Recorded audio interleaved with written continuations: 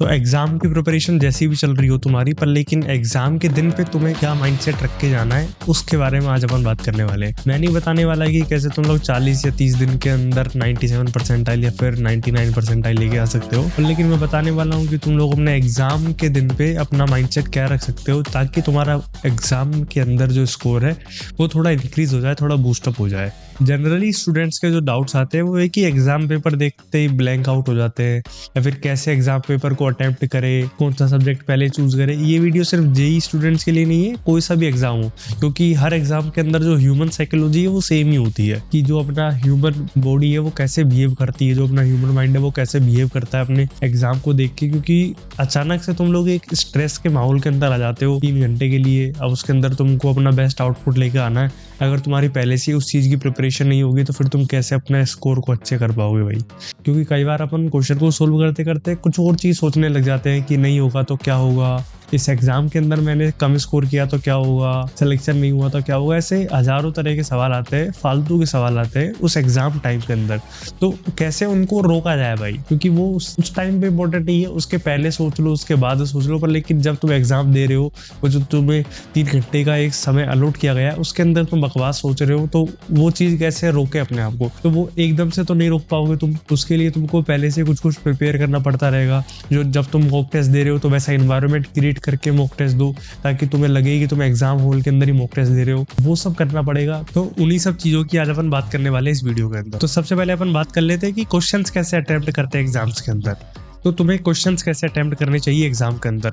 तो तुम्हारा पेपर आ गया तुम्हारे पास, तो इसके अंदर अपन को मल्टीपल राउंड्स लगाने पड़ेंगे क्वेश्चंस के, क्योंकि 3 घंटे का टाइम मिलता है। मैं जेई के अकॉर्डिंग बात कर रहा हूँ। सबसे पहले पेपर आते हैं जो सबसे रटने वाला सब्जेक्ट है, जैसे जेई के अंदर केमिस्ट्री रटने वाला सब्जेक्ट है, तो उसके अंदर सबसे पहले तुमको केमिस्ट्री के क्वेश्चन सोल्व करने हैं, ताकि बाद में अगर तुम उसे बाद में लगाओगे तो देयर आर चांसेस कि तुम कुछ पोर्शन भूल जाओगे। तो इसलिए सबसे पहले पेपर आते हैं तुम्हें केमिस्ट्री के ही सवाल लगा देने, ताकि फटाफट, क्योंकि उसके अंदर ज्यादा कैलकुलेशन वाला पार्ट नहीं होता केमिस्ट्री के अंदर, उसके अंदर सिंपली तुम्हारी मेमोरी के बेसिस पे तुमको बस टिक करते जाना है।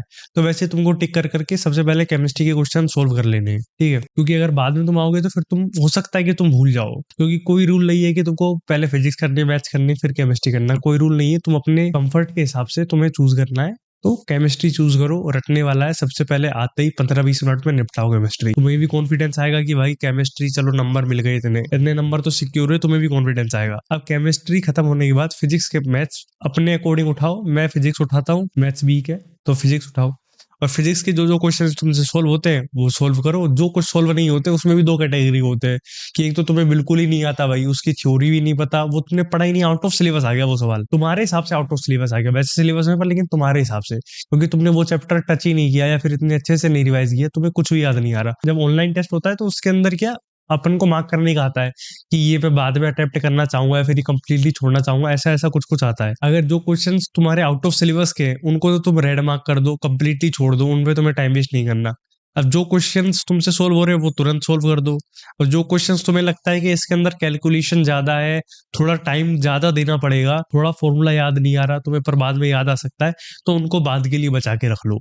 ऐसे तुम्हें पहले राउंड के अंदर सोल्व करते जाना है, मार्क करते जाना है। पहला राउंड तो ये हो गया। सेकंड राउंड में आने के बाद जो तुमने मार्क किए थे उनको दोबारा कर लो। थर्ड राउंड में जो दोबारा फिर छूट गए थे देख लो, या फिर जो सारे हो गए जो रेड रेड बचे हुए उनको अब तुम देखना स्टार्ट कर सकते हो। तो टाइप को तुम्हें ऐसे डिस्ट्रीब्यूट करके और ऐसे क्वेश्चंस को अटेम्प्ट करना है। सब्जेक्ट सबसे पहले जो भी रटने वाला सब्जेक्ट होता है उसको अटेम्प्ट करके कंप्लीट करना है, ताकि तुम भूल ना जाओ बाद में कि अब तो मैथ सोल्व करते करते भूल गया कि मैं क्या रट के आया था। तो वो सब नहीं करना, ठीक है। एंड 2-3 बच्चे कमेंट सेक्शन में बोल रहे थे कि उनका मॉक टेस्ट के अंदर जो है स्कोर इंप्रूव हो रहा है, 90 या फिर 100 के पास आ चुका है। अभी थोड़ा और इंप्रूव करने का ट्राई करो, 150 के आसपास लेके जाने का ट्राई करो, क्योंकि अभी टाइम बचा हुआ है तुम्हारे पास, तो तुम इंप्रूव कर सकते हो। इन 90 और 100 के आसपास मेरा तो एग्जाम के एक दिन पहले आ रहा था स्कोर, तुम्हारा तो अभी आ रहा है, तो तुम्हारे पास अभी टाइम बचा हुआ है बहुत। बाकी कोई भी डाउट हो तो पूछ लेना, और ऐसे ही स्कोर इंप्रूव करते रहो अपना। अच्छा लग रहा है देख के कि बच्चे जो है अच्छा स्कोर कर रहे हैं, ठीक है। Thanks for watching.